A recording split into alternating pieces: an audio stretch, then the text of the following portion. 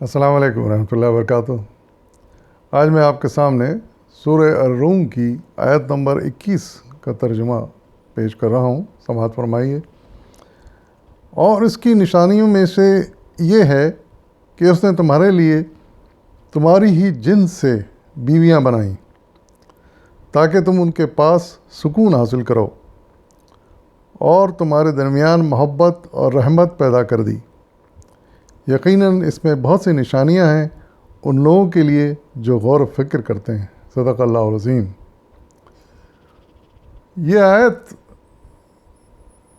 بہت اہم آیت ہے،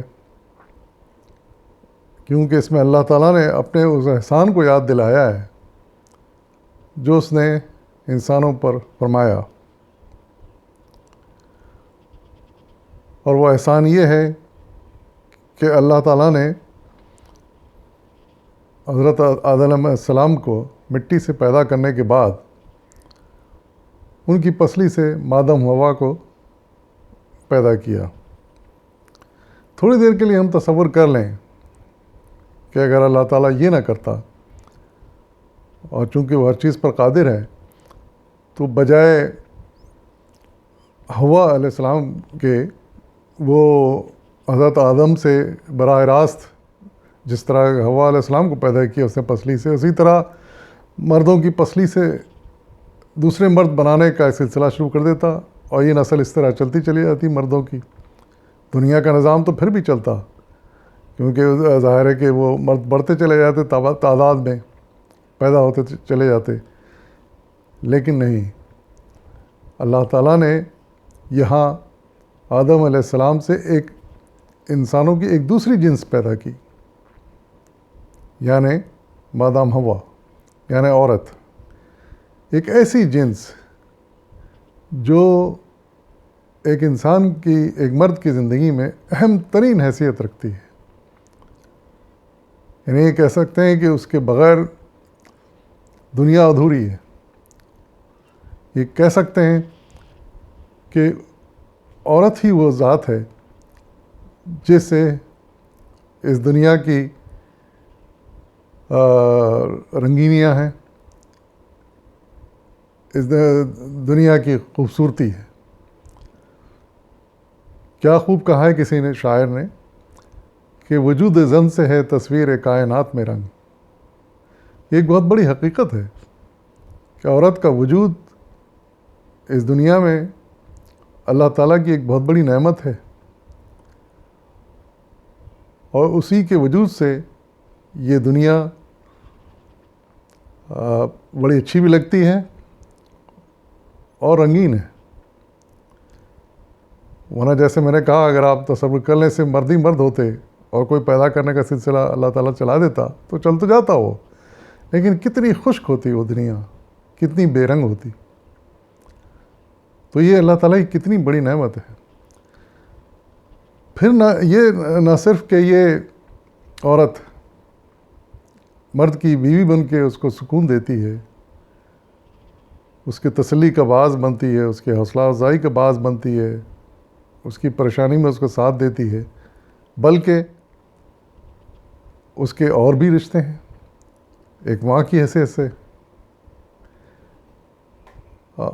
ہم آپ اچھی طرح جانتے ہیں کہ ایک ماں کی اہمیت سے کون انکار کر سکتا ہے۔ بچپن سے جو اس کی شفقت ملتی ہے، محبت ملتی ہے، اس کا دودھ ہمیں ملتا ہے جس سے جو ہمارے خون میں دوڑ رہا ہوتا ہے، اسی سے ہماری شخصیت بنتی ہے۔ اور پھر ایک بہن، اس کی بھی کتنی اہمیت ہے۔ اندازہ لگائیے کہ جس گھر میں صرف بیٹے ہوتے ہیں، کوئی بہن نہیں ہوتی، کوئی بیٹی نہیں ہوتی، تو وہاں بھی رونق کی کمی محسوس کی جاتی ہے۔ ایک بیٹی ہو تو اسے رونق آ جاتی ہے۔ تو یہ ساری باتیں اللہ تعالیٰ نے اس مختصر سے بیان میں بتا دی ہیں، اور اس کو اللہ تعالیٰ نے اپنی ایک نشانی قرار دیا۔ حقیقت یہ ہے کہ اسی طرح کی بے شمار نشانیاں، یا دوسرے الفاظ میں احسانات، انسان کے اوپر اللہ تعالیٰ نے فرمائے ہیں جو اس کے لیے راحت کا باعث بنتے ہیں، جو سکون کا باعث بنتے ہیں، جو اس کو اس قابل بناتے ہیں کہ اس دنیا میں رہ کر جد و جہد کرے، اپنی روزی کے لیے جد و جہد کرے، اس کو اس کے لیے حوصلہ عطا کرتے ہیں۔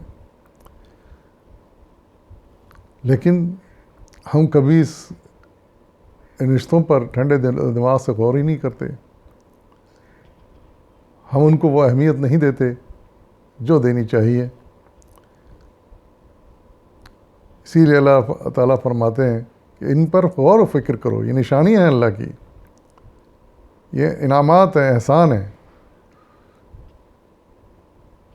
ایسے موقع پر سورہ رحمان کی وہ آیت یاد آتی ہے جس میں اللہ تعالیٰ نے ارشاد فرمایا، فَبِأَيِّ آلَاءِ رَبِّكُمَا تُكَذِّبَانِ، تم اپنے رب کی کن کن نعمتوں کو جھٹلاؤ گے۔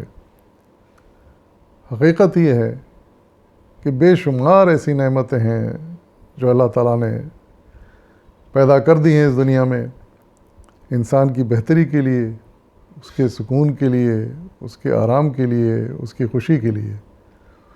ہمارا کام صرف یہ ہے کہ ہم ان کو پہچانیں، ان کو سمجھیں، ان پہ غور و فکر کریں، اور پھر جتنا ممکن ہو سکے اس کا شکر بجا لائیں۔